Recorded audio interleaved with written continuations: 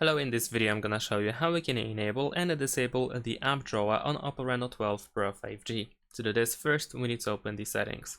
In the settings you want to go to home screen and lock screen. Finally choose home screen mode, and here you can choose the standard mode, and if you do that then you will not have the app drawer. So let me show you how it looks like.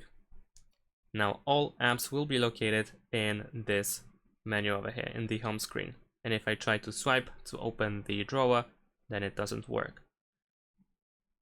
And if you go back to the drawer mode, then you also have some two additional options like the add apps to home screen and show app suggestions, all of which can be enabled and disabled by tapping on the slider. And in order to make the changes, you need to press that apply button at the bottom of the screen. This one over here. This one here. And that's it. Thanks for watching, leave a like and subscribe to my channel, and see you in my next videos. Bye.